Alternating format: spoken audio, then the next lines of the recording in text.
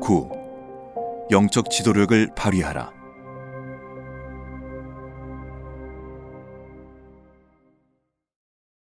조지 폭스가 신앙적인 각성을 경험한 처음 몇 달 동안 5명의 목회자들이 돌아가면서 영적 지도를 담당했다. 그들은 한결같이 쓰라린 실패를 맛보았다. 폭스는 청소년기에 이처럼 그릇된 영적 지도를 연속적으로 받았다. 그는 목회자를 찾아 나서도록 재촉한 고통의 본질을 정확히 알지 못했다. 때때로 그는 그것을 실망과 유혹이라고 불렀다.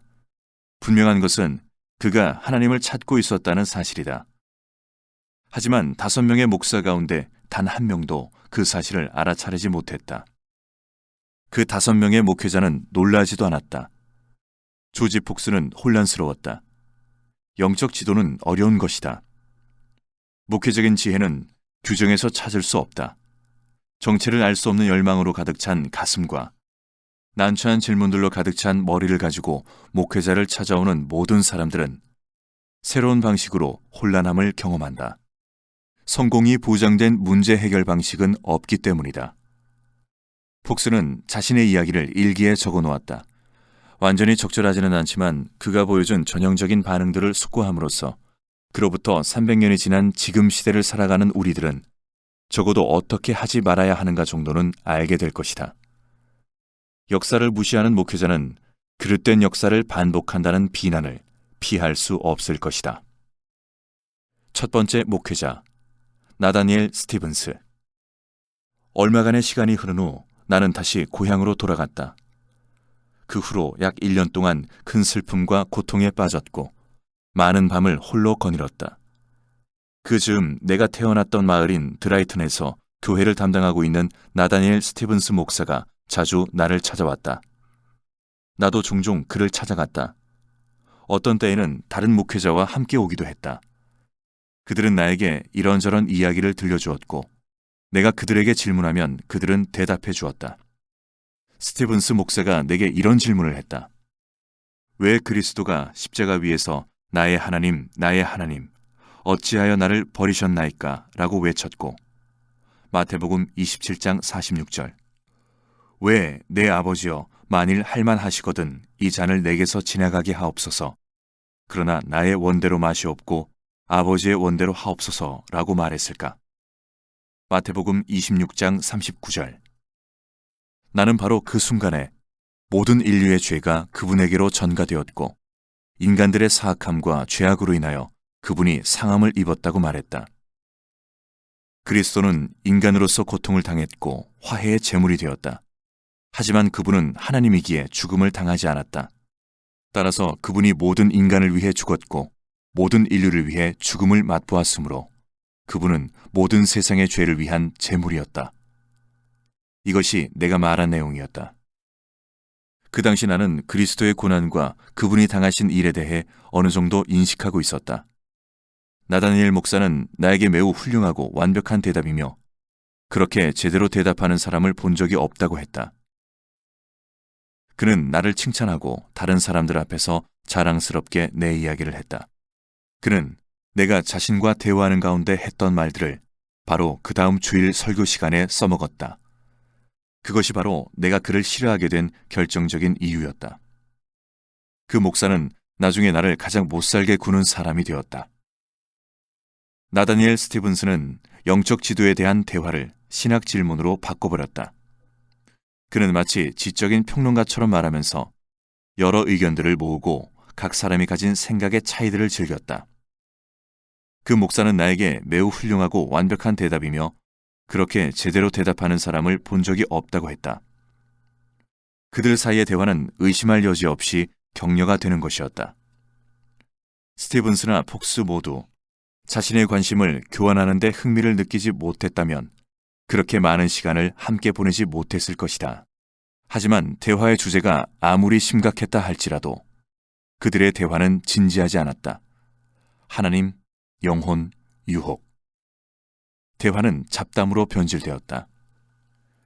스티븐스는 주중에 폭스로부터 들었던 내용을 주일 설교 시간에 모두 공개했다. 폭스는 그의 신학적인 예화상자였다. 통찰력으로 가득 찬 그 질문자는 설교할 목적으로 폭스의 생각을 약탈해 갔다. 스티븐스는 자신에게 또는 폭스에게 그 질문이 왜 중요한지, 아니 그 질문들이 실제 생활에서 어떤 변화를 가져오는지 한 번도 묻지 않았을까? 아마 질문하지 않았을 것이다.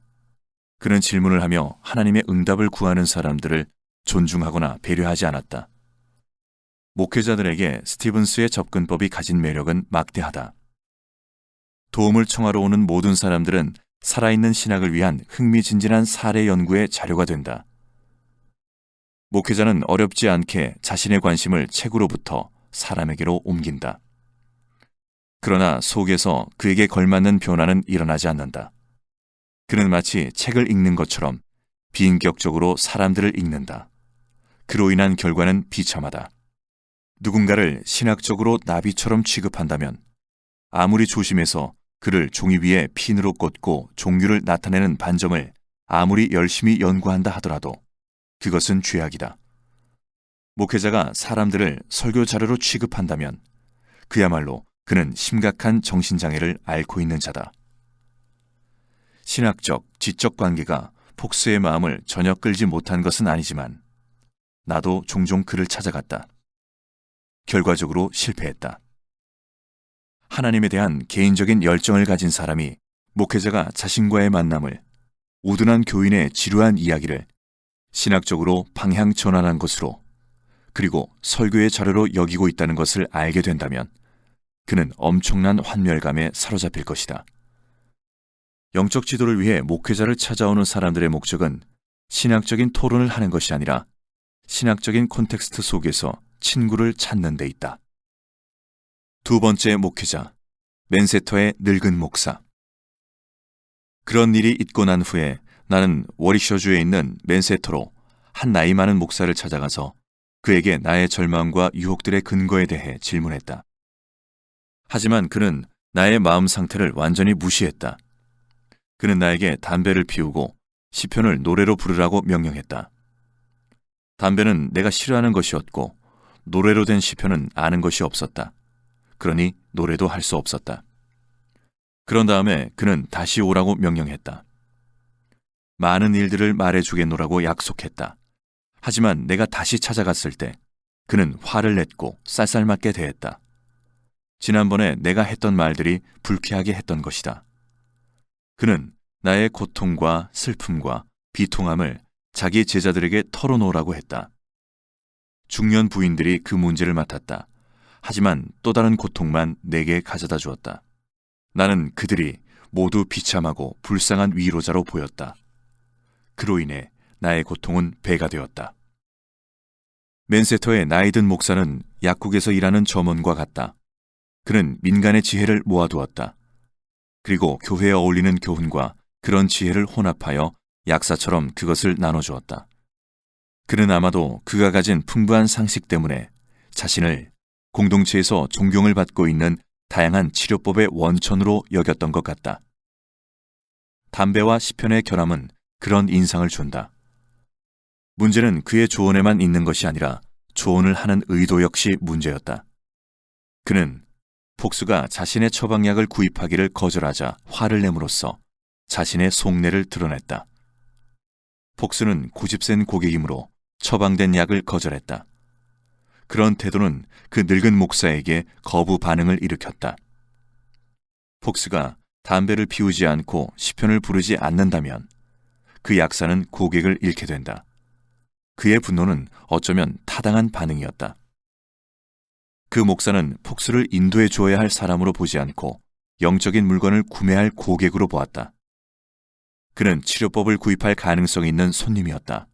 그들의 관계는 늙은 목사의 물품을 잠재적인 구매자가 받아들여야 유지될 수 있었다.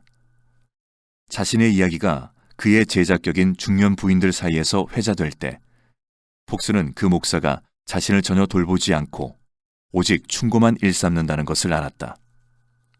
담배를 좋아하지 않고 시편 노래를 부를 수 없었기 때문에 폭스는 그 충고를 거부했다.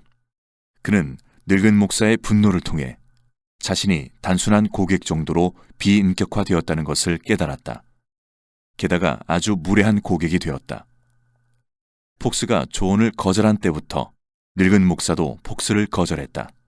그처럼 반응이 없는 고객이 자기 가게에 머물러 있는 것을 목사는 견디지 못했다. 그는 폭스를 웃음거리로 만들어 쉽게 보내버렸다. 웃음거리로 만들어 쫓아버리는 행동은 사회적인 병폐 현상의 일부다. 목회자의 충고를 따르지 않으려 한다면 그는 곧 목회자의 무능함을 악화시키는 증거가 된다. 그릇된 목회자는 다른 사람들에게 그 사람이 정신적인 안정성에 문제가 있고 미숙함과 노이로제가 있다고 말을 흘림으로써 거기에서 벗어나는 길을 찾는다. 세 번째 목회자, 테머스 근처에 사는 목사. 그 즈음에 테머스 근처에 사는 어느 목사에 대해 들었다. 그는 많은 경험을 한 사람으로 소문났다. 나는 5km나 떨어져 있는 그를 찾아갔다. 하지만 나는 그가 텅 비어있는 통 같다는 사실만 확인하고 돌아왔을 뿐이다. 영적 지도 사역을 행하는 가운데 목회자들이 일상적으로 당하는 어려움은 기술, 기교, 그리고 명성의 부족이다. 이런 요소들은 목회자들로 하여금 일상적인 많은 문제들을 해결하도록 돕지만 정말로 곤경에 빠져있는 사람이 나타나면 목회자들의 영혼은 천사들과 씨름하고 마귀들과 맞붙어 싸우느라 위태한 상태에서 광야로 내몰려 시험을 받는다. 목회자들이 하나님을 찾으려는 솔직하고 공개적인 질문을 함께 나누며 받아줄 준비가 되어 있지 않으면 그들은 아무 소용이 없는 존재가 된다. 그것은 곧 텅 비어있는 통과 같다. 그러한 질문들은 언제나 위험을 내포하고 있다. 왜냐하면 목회자들은 열성파 교인들의 탐구정신이 목회자 자신 속에 숨어있는 천박함과 검증되지 않은 상투적인 말들을 언제 폭로해버릴지 모르기 때문이다. 목회자들은 고통이나 분노, 과도한 정신 에너지의 소모 등을 겪지 않고 부드럽게 그리고 성공적으로 역할을 수행하기 위해 많은 전략과 규정들을 고안했다. 하지만 이러한 방법들 가운데 어떤 것도 실제적인 개인 간의 영적 만남에서는 효력을 발휘하지 못한다. 일시적인 유행에 따른 목회 상담에 대한 관심은 때때로 어떤 역할을 한다. 언제나 그런 것은 아니다. 새로운 사람이 되기 위한 비용으로 새로운 기술을 익히는 것이다. 강단에서 뛰어난 설교자가 되려는 목적으로 행하는 힘든 훈련도 때때로 모종의 역할을 한다. 항상 그렇지는 않다. 사람들과 함께 기도하는 고통을 피하게 해주는 공개적인 행동을 하는 것이다. 목회자들은 스스로 통합적인 존재, 목사인 동시에 한 인간이 되려고 노력하기보다는 영성의 전문가가 되고 목회적 돌봄의 영역에서 명성을 얻는 데 도움이 되는 기술들을 습득하기에 급급하다. 하지만 조지 폭스와 같은 사람을 단 한 명만 만나면 순식간에 본래의 모습이 드러난다. 명성은 영적 지도에서 중요하지 않다. 경험만으로도 충분하지 않다. 조지 폭스가 찾아온 순간 완전히 새로운 국면이 시작되기 때문이다. 목회자가 자기 경험을 설명하기 위해 들려주는 이야기와 인격의 고양을 드러내기 위해 사용하는 통찰력이 아무리 인상적이라 하더라도 고통당하고 있는 영혼의 쉼없는 질문 공세를 견뎌낼 수는 없다. 영적인 모험, 개인적인 고결함, 정직하고 주의를 게을리하지 않는 기도 등에 헌신하는 삶만이 영적 지도 사역에 적합하다. 폭스는 경험 많은 사람이라고 소문난 목회자에게서 언제나 텅 비어있는 통 같은 느낌을 받을 것이다. 따라서 목회자의 주요 직무는 순례자가 되는 것이다. 영적 지도 사역을 위한 최고의 준비 단계는 정직한 삶이다. 기도, 그리고 예배와 기쁨을 위한 발전된 능력은 목회적 실존이 허구가 아닌 진정한 것임을 증명해준다. 네 번째 목회자, 크레덕 박사. 코번트리의 크레덕 박사라고 불리는 목사에 대한 말을 듣고 그에게 갔다. 나는 유혹과 절망의 근거를 묻고 고통이 어떻게 인간의 내부에서 생겨나는지 가르쳐달라고 부탁했다. 그가 내게 물었다. 누가 그리스도의 아버지와 어머니인가? 내가 대답했다. 마리아가 그분의 어머니입니다. 그리고 그분은 요셉의 아들이라고 생각되지만 실제로 그분은 하나님의 아들입니다. 우리는 그의 정원을 거닐며 이야기했다. 길이 점점 좁아졌기 때문에 나는 할 수 없이 화단 곁을 밟고 갔다. 그는 내가 마치 자기 집에 화재라도 낸 것처럼 지나칠 정도로 화를 냈다. 우리가 나눈 대화는 물거품처럼 사라졌다. 나는 그를 찾아갔을 때보다 더 깊은 슬픔에 잠겨 돌아갔다. 나는 그들이 형편없는 위로자라고 생각했다. 그들은 모두 아무것도 아닌 것처럼 보였다. 왜냐하면 그들은 나의 고통스러운 형편에 도저히 이를 수 없기 때문이다. 크레덕 박사는 정통성에 관심이 있었지만 신학적인 정통이 아니라 아리스토텔레스적인 정통을 문제 삼았다. 그의 관심사는 폭스가 온전한 생각을 하며 똑바로 걸어가는가 하는 것이었다. 폭스가 그의 화단을 밟았을 때 화를 낸 것은 순간적으로 터져나온 실수가 아니라 자기 마음 상태를 엉겁결에 표현한 것이다. 크레덕 박사의 마음속에는 좁은 길을 똑바로 걸어가지 못하고 벗어나는 것은 도저히 용납지 못할 그릇된 행동이었다. 그는 인간의 절망이 그릇된 생각에서 비롯된다고 믿었다. 누군가의 신학을 바로잡으면 그를 교정할 수 있다고 확신했다. 교리주의자인 크레덕이 절망에 빠진 질문자에게 보인 반응은 그를 시험하기 위한 질문을 되묻는 것이었다. 그는 시험 감독관처럼 행동하면서 폭스의 신앙 구조에 무엇이 잘못되었는지 찾아내려 했다.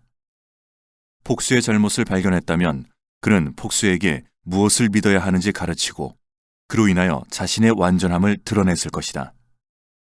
그는 폭스를 바로잡기 위해 그가 정통 기독교의 모델에서 어떻게 벗어나는지 찾아내야만 했다.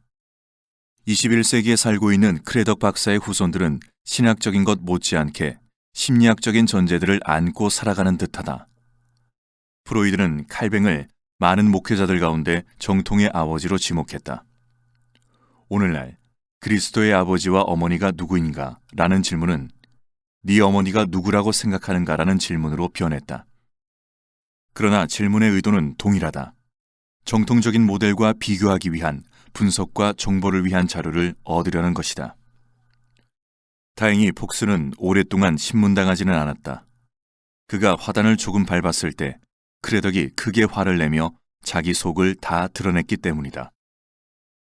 억지로 기준에 맞춰놓은 화단에 전혀 적응할 수 없었던 폭스는 다른 도움의 손길을 찾아 슬픈 마음으로 떠나갔다. 정통성은 억지로 부과될 수 없다. 영적 지도자는 은혜의 무한한 다양성을 관찰할 수 있는 위치에 있다. 성령 하나님의 측량할 수 없는 풍성함은 믿음을 창조로 이끌어간다. 그러나 우리는 그리스도가 어떤 모습으로 다른 이들 속에 구현될지 결코 알 수 없다. 목회자들이 크레덕 박사처럼 교리적인 선생 스타일로 사역을 잘못 감당했다면 나중에 형편없는 위로자라고 쓰인 묘비를 받아 마땅하다. 5번째 목회자, 매컴. 이 일이 있고 나서 나는 또 다른 사람을 찾아갔다. 사람들에게서 존경받는 목사인 매컴이었다. 그는 나에게 어떤 약을 주고 체혈도 했다. 하지만 그들은 나에게서 피 한 방울도 얻지 못했다. 심지어 팔이나 가슴에도 피가 없었다. 나의 몸은 슬픔과 비탄함과 고통으로 완전히 말라버렸다. 고통이 너무 극심했다. 차라리 태어나지 않았더라면, 앞을 못 보는 상태로 태어나 허무함과 사악함을 보지 않았더라면, 듣지 못하는 상태로 태어나 헛되고 사악한 말들을 듣지 않았더라면 더 좋았을 것을. 매컴은 적극적인 행동주의자다. 그는 한가한 농담을 하거나 실용적이지 않은 말을 하면서 시간을 낭비하지 않을 것이다. 어떤 일이든 완수되어야 한다. 무슨 일이든 하고 있어야 한다. 그에게 약을 주고 체혈을 하게. 무슨 일이든 하라는 충고는 거의 언제나 부적절하다. 왜냐하면 영적 지도를 받으러 오는 사람들은 행함이 아니라 존재함에 대한 혼란과 불만으로 고통당하고 있기 때문이다. 그들은 자신들이 누구인지에 대해 관심을 기울여줄 친구를 필요로 한다. 더 많은 일들을 명령하는 관리자는 필요 없다. 저돌적인 행동은 오히려 역효과를 가져온다. 그들은 자신의 존재를 찾고 잠시 위안을 얻을 시간을 원한다. 약을 주고 체혈하는 힘은 상당히 모호한 상황에서는 거의 저항할 수 없다. 명쾌한 행동에 의해 제공되는 선명한 느낌은 굉장한 만족감을 준다. 하지만 영혼은 성장하지 않고 결코 성숙한 단계까지 자랄 수 없다. 목회자들은 특히 이러한 영역에서 위험에 빠진다. 왜냐하면 목회자들은 단순히 역사의 과정 속에서 바로 지금 순간에 살아있음으로 인해 문화적으로나 교회적으로 강제적인 활동주의에 빠져든다. 활동주의자의 덫에 걸리지 않으려면 신중하고 지속적인 경계가 요청된다. 조지 폭스는 자신의 고통스러운 절망과 유혹의 모호성을 받아들이고 숙고하며 참아줄 정도로 든든하며 자기에게 또는 자기를 위해 아무 일도 하지 않아도 충분할 정도로 강인한 목회자를 원했다. 그런 목회자는 성령님께서 새로운 삶을 시작하시기에 충분한 공간을 제공한다. 성령의 활동은 반드시 변화를 가져온다. 조지 폭스가 만났던 5명의 목회자의 잘못을 지속적으로 피하기 위해 내가 할 수 있는 일이 있을까? 모든 사람이 돌아가기를 기다렸다가 조심스럽게 질문을 던지기 위해 기다리고 있는 또 다른 조지 폭스를 위해 나를 준비시킬 방법이 있을까? 아니면 어떤 여인이 길가에서 나를 붙잡고 잠시 커피를 마시며 이야기를 할 수 있겠느냐고 부탁하면 어떻게 하나? 편지가 오면 어떻게 하나? 아니면 좀 더 신중하게 그리고 공식적으로 자기를 괴롭히는 것이 무엇인지 알기 위해 정기적으로 만날 약속을 정하자고 하면 어떻게 하나? 리차드 백스터는 목회자는 이러한 사역을 대충 되는 대로 하지 말아야 한다고 말했다. 폭스의 경험에 내포된 부정적인 내용이 무언가 긍정적인 요소들을 넌지시 보여준다. 먼저 나는 두려움의 태도를 배양할 수 있다. 나는 놀라움을 맞을 준비를 해야 한다. 내 앞에 있는 그 사람의 얼굴에는 하나님의 형상이 있다. 내가 보고 있는 안절부절 못하고 구부정한 몸은 성령님께서 거하시는 성전이다. 약간 어색하고 대칭을 이루지 않은 팔과 다리, 귀와 입은 그리스도의 몸을 이루는 지체다. 하나님께서 행하신 일을 보고 놀랄 준비가 되어 있는가? 아니면 나의 좁은 소견에 여전히 열중하고 있는가? 내가 목격하는 것들은 신앙으로 교육된 상상력에 의해 강화되는가? 생물학과 심리학과 사회학의 구분 방식에 적합하게 분류될 수 있는 것으로 약화되는가? 내 앞에 앉아있는 사람의 얼굴이 하나님의 형상이라 하기에는 너무 모호하고 그의 몸은 성령님께서 거하시는 전에 서투른 모방이며 그의 말과 행동은 그리스도의 몸을 이루는 팔이나 다리 또는 기관에 일치한다는 증거가 보이지 않을 때 왜 나는 오랜 시간 동안 생각하고 설교하고 가르쳤던 기본적인 방향과 본문들을 내버리고 분위기에 편승하여 받아들였지만 제대로 알지 못하는 표어들과 공식들을 재빨리 집어드는 것일까? 목회자로서 내가 가진 근본적인 방향성은 내가 눈앞에서 보고 있는 것은 내가 보았기 때문이 아니라 그리스도가 말씀하고 행동하셨으므로 중요하다. 내가 느끼고 생각하는 것보다 그리고 앞에 있는 사람이 느끼고 생각하는 것보다 더욱 큰 의미를 가진 것은 그리스도가 말씀하고 행동하신 일이다. 그리스도는 바로 이 사람을 위해 죽으셨고 지금도 사랑하신다. 얼마나 두려운 사실인가? 이 사람은 자동차들이 질주하고 질병이 만연하고 정신병자들의 위협이 끊이지 않는 세상에서 바로 지금 이 순간까지 보존된 자다. 나는 감탄할 준비가 되어 있는가? 나는 존중할 준비가 되어 있는가? 존경할 준비가 되어 있는가? 내가 영적인 권위를 수행해야 하는 역할을 맡았을 때에는 끊임없는 경계만이 나로 하여금 생색내며 온화한 척하는 그릇된 태도에 빠지지 않도록 막아준다. 사람들이 나를 우러러 보려 한다면 어떻게 해야 그들을 낮게 보려는 잘못에 빠지지 않을 수 있을까? 그것은 바로 경멸이 아니라 나는 당신에게 가장 좋은 것이 무엇인지 안다는 일종의 환원주의에 있을 때 가능하다. 그러나 실제로 내가 그렇게 행하면 그들은 나와의 대화를 은근히 과소평가할 것이다. 나는 지금까지 수년 동안 목회자들이 사람들에게 세례를 베풀며 하는 말들에 특별한 관심을 기울였다. 그리스도가 그들에게 말씀과 자기 몸과 피를 주셨다. 목회자들은 세례받는 이들을 실제로 어떻게 생각하는가? 나는 목회자들의 말 속에서 경외심이나 놀라움의 표현들을 거의 들어보지 못했다. 아무도 주목하지 않는 영광, 모두가 간구하는 은혜에 박수를 보내는 모습은 찾아보기 힘들었다. 조지 폭스는 뛰어난 인물이다. 하지만 5명의 목회자 가운데 그 사실을 희미하게라도 감지한 사람은 하나도 없었다. 다른 사람과 만나는 모든 만남은 일종의 특권이다. 나는 교인들과 대화하는 가운데 많은 사람들이 쉽게 그리고 자주 갖지 못하는 기회들을 누린다. 그것은 억압받는 영광, 무시되는 축복, 잊혀진 은혜를 찾아내는 기회들이다. 정말 놓치기 싫은 기회들이다. 둘째, 나는 나의 무지함에 대한 인식을 키울 수 있다. 앞에 있는 사람에 대해 내가 모르는 사실은 너무 많다. 내가 접근하지 못할 다양한 경험들이 그에게 있을 것이다. 선명하게 드러나지 않을 분노와 기쁨과 믿음과 절망의 감정들도 있다. 밝은 빛으로도 비추지 못할 허영심과 성공의 꿈과 환상, 성적인 능력과 모험 등이 있다. 대화하는 도중에 지극히 일부분은 드러나겠지만 대부분은 미지의 영역으로 남게 될 것이다. 사람들은 10분 내지 15분 안에 조지 폭스의 5 목회자들이 그로 하여금 느끼게 했던 인상을 받는다. 나의 무지함에 대한 인식을 계속 유지하기란 어렵다.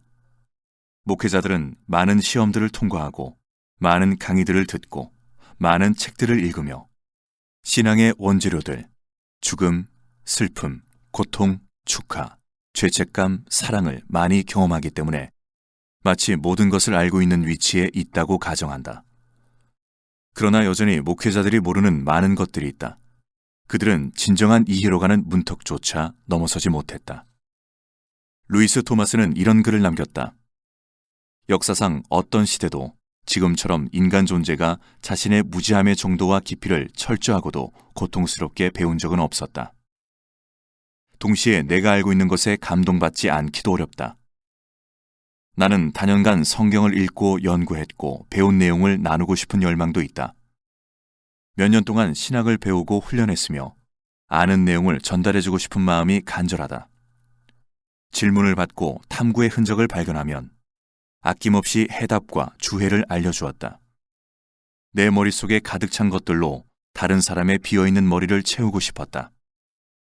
그러나 여기에 필요한 것이 머리가 아니라 마음이나 생명 같은 것이라면 어떻게 하겠는가?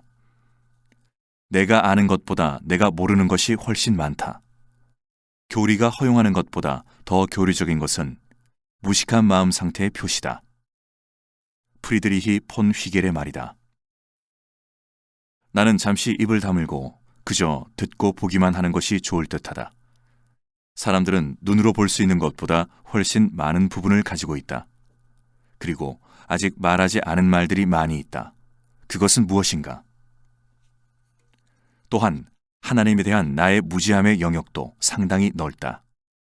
누군가 내 서재의 모습을 드러내기 전에 하나님께서는 그에게 무슨 일을 행하셨는가? 그는 어떤 메시지를 받고 곡해하고 놓쳤을까? 하나님께서는 그가 태어나는 순간부터 그에게 역사하셨다. 이 생에서 일어난 모든 일들은 이런저런 방식으로 선한 창조와 계획된 구원의 콘텍스트 속에서도 일어났다. 하나도 예외가 없다. 이 사람이 나를 떠나가더라도 선한 창조와 계획된 구원은 기본적으로 남아있을 것이다. 하나님의 은혜는 지금도 작용하며 앞으로도 지속된다. 나의 말과 몸짓과 행동은 위대한 드라마 속에서 행해졌다. 나는 그 위대한 드라마의 자세한 내용을 아주 조금 알거나 아예 하나도 모른다. 그렇다고 나의 역할이 중요하지 않거나 없어도 되는 것이라는 의미는 아니다. 내게 맡겨진 부분이 무엇이든 간에 철저하고 진지하게 수행했지만 나는 보조 연기자일 뿐 주연은 아니다. 최선을 다했지만 내가 말하고 행동함으로써 나에 대한 그 사람의 반응이 중심적인 행동이 되게 하지는 않았다. 하나님께서는 그 사람을 만나기를 원하신다. 이 사람 역시 하나님을 만나기를 원한다. 겉으로는 그렇게 원하는 것처럼 보이지 않을 수도 있다. 나는 대화를 의도적으로 조종하거나 상황을 해석하지 말아야 한다. 그래야 내가 책임을 맡고 있는 것처럼 인식하지 않을 수 있다. 그렇지 않으면 나는 그저 하나님의 일들을 방해하게 된다. 셋째, 나는 기도에 대한 인식을 기를 수 있다. 이제 어떤 사람을 만나더라도 그가 내게 진정으로 원하는 것은 기도하는 법을 배우고 기도 안에서 성숙함에 이르도록 인도받는 것이라는 든든한 전제를 갖게 되었다. 그러한 전제가 언제나 나중에 발전됨으로써 정당하다고 입증되는 것은 아니다. 그러나 처음부터 잘못된 생각으로 그런 전제를 세우지 않는 것에 비하면 그런 전제를 만들면서 얻어지는 것은 훨씬 많다. 개념이나 사람이나 계획 등에 대해 말하는 것이 더 쉽다. 그 순간만큼은 충분한 만족을 얻기 때문이다. 하지만 그 사람이 진정으로 대하고 싶어하는 분이 하나님이라면 내가 했던 모든 일은 그가 하나님을 찾는 일을 방해하고 그와 하나님의 만남을 지연시켰을 뿐이다. 그 사람이 진정으로 찾는 것은 하나님과의 대화인데 내가 그 대화의 주된 상대인 줄로 착각한 것이다. 내가 대화를 주도한다면 하나님의 말씀과 임재와 자비를 무시하고 그분을 형식적인 자리에 앉혀놓은 것밖에 되지 않는다. 오히려 내가 방해가 된 것이다. 우리가 대면해야 할 분은 하나님이다. 사람들은 오랜 시간 동안 그런 사실을 깨닫지 못하고 그릇된 생각과 행동에 빠진다. 그들은 자신들이 대해야 할 대상이 돈이나 섹스, 자녀들이나 부모, 정치적인 주장, 운동 능력, 공부 등이라고 착각한다. 이러한 요소들 가운데 어떤 것이나 몇 가지의 통합은 그들로 하여금 열중하게 만들 수 있고 잠시 그들에게 인간 존재에게 필요한 듯이 보이는 의미와 목적들을 가져다 준다. 그러나 권태가 서서히 밀려온다. 또는 불행이 찾아올 수도 있다. 갑작스런 의미의 상실에 부딪힌다. 그들은 다른 무언가를 원한다. 하나님을 원한다. 누군가 의미와 올바른 방향을 찾고 있을 때 목회자들은 질문을 던지거나 그의 상태를 시험하여 그를 더욱 열악한 상태로 이끌어가지 않도록 주의해야 한다.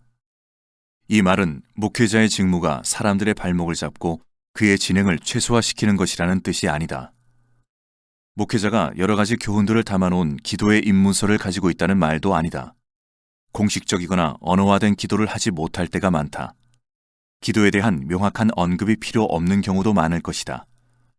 하지만 기도에 대한 전제는 반드시 있어야 하고 언제라도 기도하기 위한 준비가 되어 있어야 한다. 영적 지도는 하나님의 활동적인 임재 속에서 진행된다는 인식과 더불어 실행되어야 한다. 그러므로 대화는 하나님의 말씀하심과 들으심에 따라 조절되어야 마땅하다. 하나님께서 그 자리에 계신다. 영적 지도는 어떠한 절차나 공식으로 축소될 수 없다. 영적 지도는 목회자가 누군가에게 행하거나 말하는 것이 아니라 누군가를 만날 때 그 자리에 있는 방식으로 완성된다. 알렉산드리아의 클레멘트는 기도를 하나님과 교제를 유지하는 것이라고 불렀다. 교제를 유지하는 데에는 몸짓과 침묵, 편안한 묵상과 확고한 말 등이 포함된다. 다른 사람들도 그 교제를 방해하지 않으면서 거기에 참여하고 유지시킬 수 있다. 사람들이 목회자와 대화를 원하는 이유는 때때로 자신들조차 말로 표현할 수 없고 의식조차 하지 못하는 진짜 이유는 하나님과의 교제를 유지하기 위한 열망이다. 불행하게도 그들이 하나님과의 교제를 활발히 유지하지 못하는 목회자를 찾아간다면 그들은 조지폭스처럼 실망하게 될 것이다. 그런 목회자들은 기도의 방향을 제시하지 못하고 더 나아가 기도의 사람처럼 인식되지도 않는다.